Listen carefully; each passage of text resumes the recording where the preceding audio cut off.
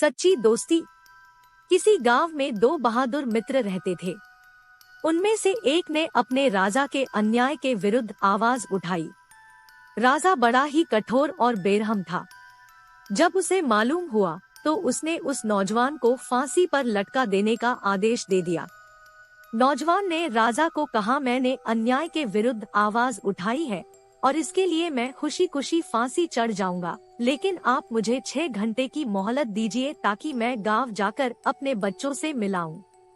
राजा ने कहा, नहीं, ऐसा नहीं हो सकता, मुझे तुम पर भरोसा नहीं है। तो उस नौजवान के मित्र ने कहा कि महाराज, मैं इसकी जमानत देता हूँ, अगर ये लौट कर नहीं आए तो इसकी जगह मुझे फांसी दे दीजिएगा। राजा हैरान रह गया, क्योंकि अब तक उसने ऐसा कोई आदमी नहीं देखा था जो दूसरों के लिए अपनी जान देने को तैयार हो जाए। राजा ने उसके जमानत मंजूर करते हुए उसे गांव जाने की सहमति दे दी और उसे 6 घंटे का टाइम दिया गया। नौजवान चला गया और उसने देखा कि उसे लौटने में 5 घंटे का समय लगेगा और वो आराम से जाकर वापस आ सकता है। अपने बच्चों से मिलकर लौटते समय रास्ते में उसका घोड़ा ठोकर खाकर गिर गया और फिर उठा ही नहीं। घोड़े पर सवार उस नौजवान को भी चोट आई और इसी वजह से उसे आने में देरी हो गई। उधर 6 घंटे बीत जाने के बाद उसका मित्र खुश हो रहा था और भगवान से प्रार्थना कर रहा था कि उसका मित्र नहीं आए ताकि वो अपने दोस्त के लिए अपनी जान दे सके।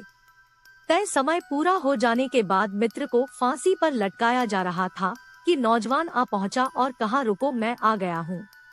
अब मेरे दोस्त को जाने दिया जाए और मुझे फांसी पर लटकाया जाए।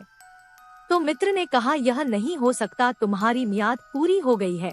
तो नौजवान ने कहा, ये मेरी सजा है, इसलिए मुझे इसे सहने दो, तुम अपने घर जाओ। दोनों मित्र एक दूसरे को बचाने के लिए बहस कर रहे थे। राजा ये सब देख रहा था। उसकी भी आंखें डबडबा आई और उसने दोनों को बुलाकर कहा, मैंने तुम दोनों को माफ कर दिया है और तुम्हारी दोस्ती ने मेरे दिल पर गहरा असर डाला है, इसलिए अब से तुम दोनों आजाद हो।